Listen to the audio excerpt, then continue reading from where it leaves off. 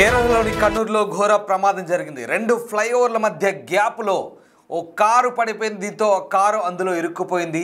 ఆ గ్యాప్లో తలకిందులుగా కారు ఇరుక్కుపోయిన దృశ్యాలు వైరల్గా మారుతున్నాయి. కన్నూరులో అసంపూర్తిగా ఒక హైవే కొనసాగుతోంది. బారికేడ్ను దాటి ఆ కారు ముందుకు వచ్చింది. ఫ్లైఓవర్ ఎండ్ కావడంతో ఆ గ్యాప్లో కారు పడిపోయింది. అతి కష్టం మీద డ్రైవర్ని స్థానికులు రక్షించారు.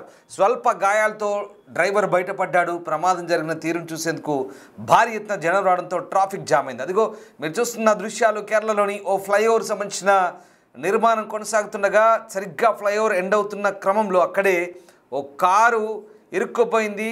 కారు అలాగే మరొక డివైడర్ మధ్యలో ఇరుక్కుపోయి రెండు గ్యాప్ల మధ్య ఇరుక్కుపోయిన కారుకు సంబంధించిన దృశ్యాలు ప్రస్తుతం మనం చూడొచ్చు. కేరళ కన్నూరులో జరిగింది ఈ ప్రమాదం. ఒక్కసారిగా ఆ కారు రెండు గ్యాప్ల మధ్య ఇరుక్కుపోవడంతో భారీ ప్రమాదమే చోటు చేసుకుంది. అయితే కానీ డ్రైవర్ను సురక్షితంగా ప్రస్తుతం బయటికి తీసుకురాగలిగారు. ఇక కర్నూలు జిల్లాలోని జాతీయ రహదారి 66 సమీపంలో నిర్మాణంలో ఉన్న వంతెన యొక్క ఆ రెండు విభాగాల మధ్య గాల్లోనే కారు వేలాడుతూ కనిపించడంతో జరిగిన ఒక నాటకీయ సంఘటన ఇది. ప్రస్తుతం ఇది వైరల్గా మారింది. సంఘటన జరిగిన కొద్దిసేపటికి తీసిన భయానక దృశ్యాలు. వాహనం ప్రమాదకరమైన రీతిలో లోతైన గ్యాపులో నిలిపి ఉంచబడి వంతెన యొక్క రెండు విభాగాల మధ్య పూర్తిగా ఇరుక్కుపోయి ఉన్నట్టుగా కనిపిస్తోంది. సరిగ్గా గిడ్డర్లు అరేంజ్ చేసిన ఒక ఫ్లైఓవర్ అది. ఆ ఫ్లైఓవర్ ఇంకా అసంపూర్తిగా ఉంది, నిర్మాణం పూర్తి కాలేదు. కానీ అక్కడే ఆ కారు డ్రైవర్ కాస్త ఏమరపాటుతో అజాగ్రత్తగా వెళ్ళి నేరుగా ఆ రెండు ఫ్లైఓవర్ల మధ్య ఆ గ్యాప్లో పడిపోయి ఇరుక్కుపోయాడు. చూడండి ఎంత దారుణంగా ఉందో. కాస్త మిమ్మల్ని ఈ దృశ్యాలు కలవరపాటుకు గురి చేయొచ్చు. వ్యూవర్స్ అడ్వైస్ చెప్తున్నాము, డిస్టర్బింగ్ కంటెంట్ ఇది. ఎస్ ఇదిగో ఇవే ఈ కారే ఆ గ్యాప్లో మధ్యలో ఆ రెండు డివైడర్ల మధ్యలో ఇంకా పూర్తిగా స్థాయిలో గిడ్డర్లు అరేంజ్ చేయలేదు. కానీ ఆ గ్యాప్లోనే ఈ కారు ఇరుక్కుపోయింది. దీంతో కారు నిలువున కారు పడిపోయింది. కానీ అలాగే ఇరుక్కుపోయింది. అది కష్టం మీద డ్రైవర్ని బయటకు తీశారు. ఒకసారి అక్కడ ఏం జరిగిందో చూద్దాం.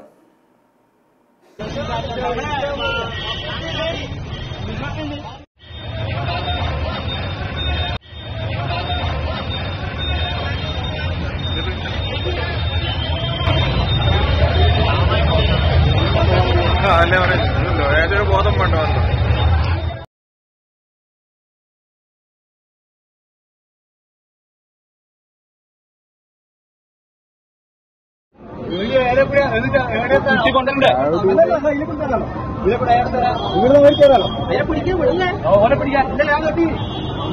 കയ്യും കെട്ടിക്കോ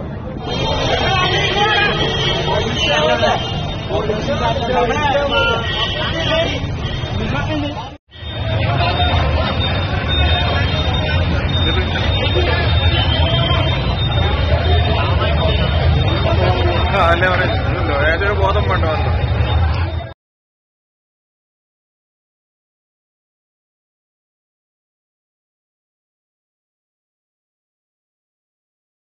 ప్రమాదం జరిగిన తర్వాత తీసిన వీడియోలు ఇప్పుడు వైరల్గా మారుతున్నాయి. షాకింగ్ ఇన్సిడెంట్ ఇది. ఆ రెండు విభాగాల మధ్య వంతెన యొక్క రెండు విభాగాల మధ్య పూర్తిగా కిందికి ఇరుక్కుపోయి వేలాడుతున్న కారు. అది వేలాడడం కూడా లేదు, ఇరుక్కుపోయి మధ్యలో స్ట్రక్ అయిపోయింది. చూడండి ఎంత భయానకంగా ఉందో. ఆ దృశ్యాలు చూస్తుంటే ఒక్కసారిగా ఒళ్ళు గగురుపరిచే దృశ్యాలు అవి. కాస్త కలవరపాటుకు గురి చేసే దృశ్యాలు. కేరళలోని కన్నూరు జిల్లాలో జాతీయ రహదారి 66 సమీపంలో నిర్మాణంలో ఉన్న వంతెన యొక్క రెండు విభాగాల మధ్య గాల్లోనే కారు వేలాడుతూ కనిపించడంతో జరిగిన ఒక వైరల్ ఇన్సిడెంట్ ఇది. సంఘటన జరిగిన కొద్దిసేపటికే ఆ దృశ్యాలు, ఆ వాహనం ప్రమాదకరమైన రీతిలో లోతైన గ్యాప్లో నిటారుగా అలాగే ఉంచబడి ఆ రెండు విభాగాల మధ్య పూర్తిగా ఇరుక్కుపోయి ఉన్నట్టుగా కనబడుతోంది. ఇది సరిగ్గా ఇవాళ సాయంత్రం అంటే నవంబర్ 16 సాయంత్రం తలశ్శేరి నుంచి కన్నూరు వైపు వెళ్తున్న కారు అవరోధాన్ని దాటి వెళ్ళిపోయి పొరపాటున ఇది నిన్న జరిగింది. సో ఇది దాటి వెళ్ళి పొరపాటున అసంపూర్తిగా ఉన్న ఫ్లైఓవర్లోకి ప్రవేశించడంతో ఆ ప్రమాదం జరిగింది. నిర్మాణం ఇంకా కొనసాగుతుండగా రెండు వంతెన విభాగాల మధ్య సరైన కనెక్షన్ లేకపోవడంతో నేరుగా వాహనం ముందుకు వెళ్ళి ఇరుక్కుపోయి నిర్మాణాల మధ్య ప్రమాదకరంగా వేలాడుతోంది. అక్కడ కొన్ని అడ్డు బ్యారికేడ్లు కూడా పెట్టారు. కానీ ఈ వాహనదారుడు, ఈ డ్రైవర్ ఎవరైతే ఉన్నారో కాస్త నిర్లక్ష్యంగా దాని నుంచి అలాగే పోనిచ్చాడు. అయినా ఒక కన్స్ట్రక్షన్ జరుగుతున్న ఫ్లైఓవర్ పైకి ఎందుకు వెళ్ళాడో ఎంత మూర్ఖత్వమో ఒక్కసారి మీరే కామెంట్ చేయండి. ఎందుకంటే ఆ మనిషిని చూస్తే కూడా చాలా నిస్సహాయ స్థితిలో దీనంగా కనిపిస్తున్నాడు. ఇదిగో చూడండి, ఇతనే కాస్త డిఫరెంట్గా ఉన్నాడు. ఆయన ఆలోచన విధానం కూడా డిఫరెంట్గా ఉన్నట్టుగానే అర్థమవుతుంది. ఎందుకంటే ఎందుకు ఈ మాటలు అంటున్నానంటే, డ్రైవింగ్ చేసే ముందు మన ఆలోచన విధానం కూడా ఆ డ్రైవింగ్ మీద రిఫ్లెక్ట్ అవుతుంటుంది.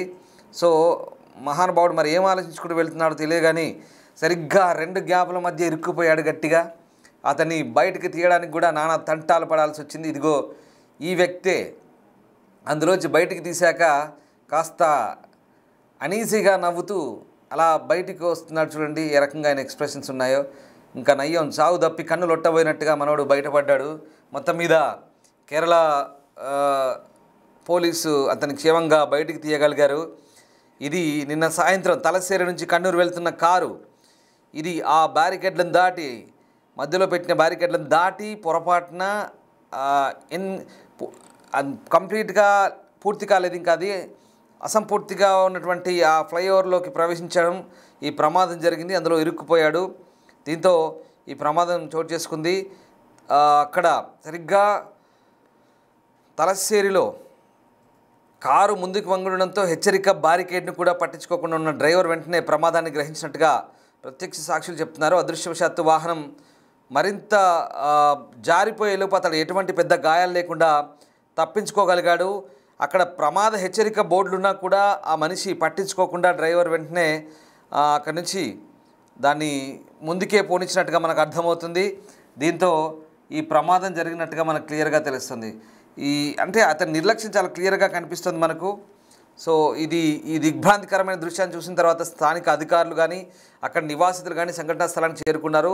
వాహనాన్ని మరింత కూలిపోకుండా, అలాగే ఆ వ్యక్తి గాయపడకుండా సురక్షితంగా వెలికి తీసేందుకు సహాయక చర్యల సమన్వయంతో కోఆర్డినేషన్తో చేశారు. వేలాడుతున్న కారు కింద ప్రజలు నమ్మలేనంతగా నిలబడి ఉన్నారు. చూడండి ఒకసారి ఆ దృశ్యాలు చూసినా మనకు అర్థమవుతున్నాయి. ఈ సంఘటన రోడ్ సేఫ్టీకి సంబంధించి, అలాగే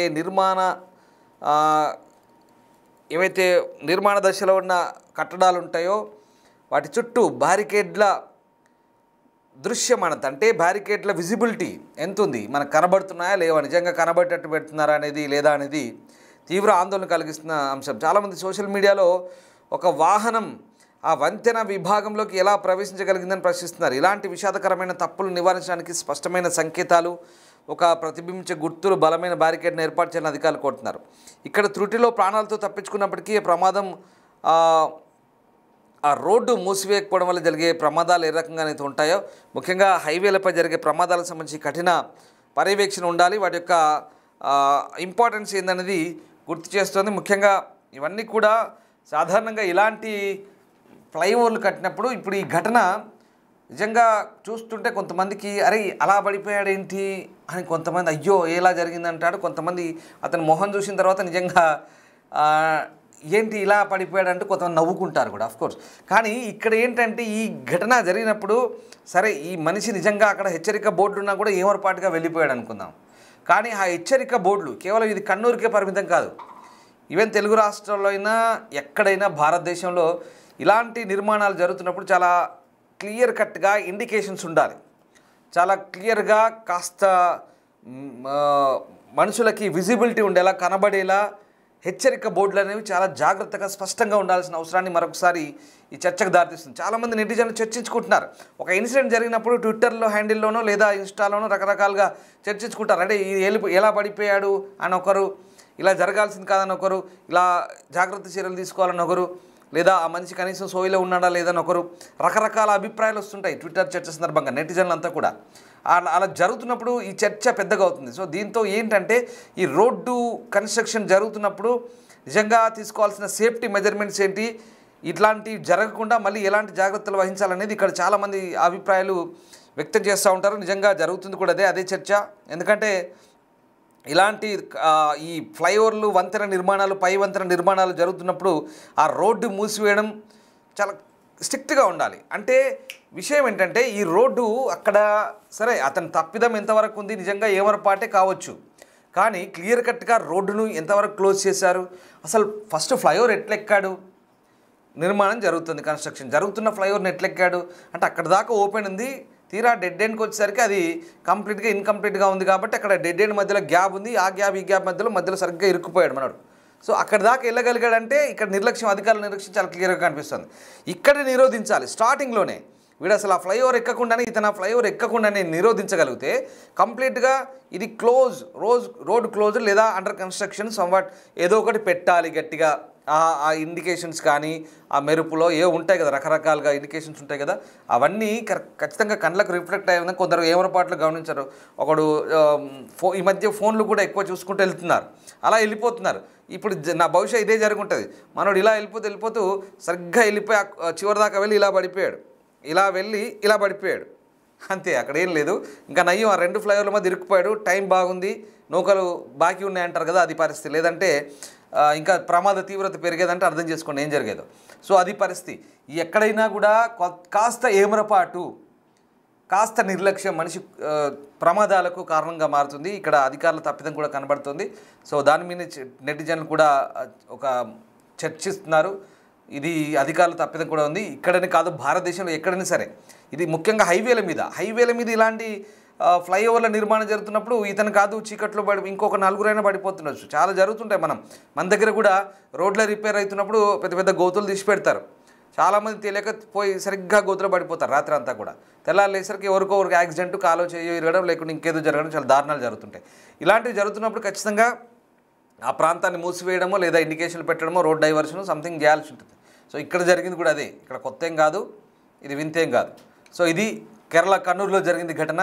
ఈ ఘటనకు సంబంధించి అయితే ప్రస్తుతం ఆ వ్యక్తిని సేఫ్గా బయటకు తీశారు. చూడండి ఎంతమంది చూస్తున్నారు.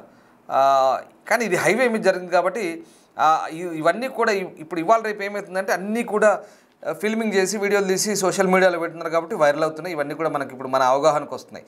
ఇట్లాంటి దృశ్యాలు చూపించడం ద్వారా, ఇట్లాంటి ప్రమాద ఘటనలు, నేర వార్తలు చూపించడం ద్వారా మేము కూడా మిమ్మల్ని అప్రమత్తులు చేయడమే మా ప్రధాన ఉద్దేశం. తద్వారా మీరు కూడా అప్రమత్తంగా ఉంటారనేది మా ప్రధాన ఉద్దేశంగా ఇక్కడ మీకు చెప్పాల్సి వస్తుంది. సో ఈ ఘటనకు సంబంధించి అయితే నెటిజన్లు రకరకాల అభిప్రాయం వ్యక్తం చేస్తున్నారు. ఇదంతా చూసినాక మీకేమనిపిస్తుంది? ఇక్కడ ఎలాంటి జాగ్రత్తలు తీసుకోవాల్సిన అవసరం ఉంది? ఆ వ్యక్తి ఎట్లా వెళ్ళిపోయాడు అనుకుంటున్నారు? ఆ వ్యక్తి ఏం చేయాల్సి ఉండింది? ఆ ప్రమాదం జరగకుండా ఎట్లా కంట్రోల్ చేసుకోవాల్సి ఉండింది? లేదా అధికారుల తప్పిదమా, వ్యక్తి తప్పిదమా? జస్ట్ కామెంట్ చేయండి. Thank you.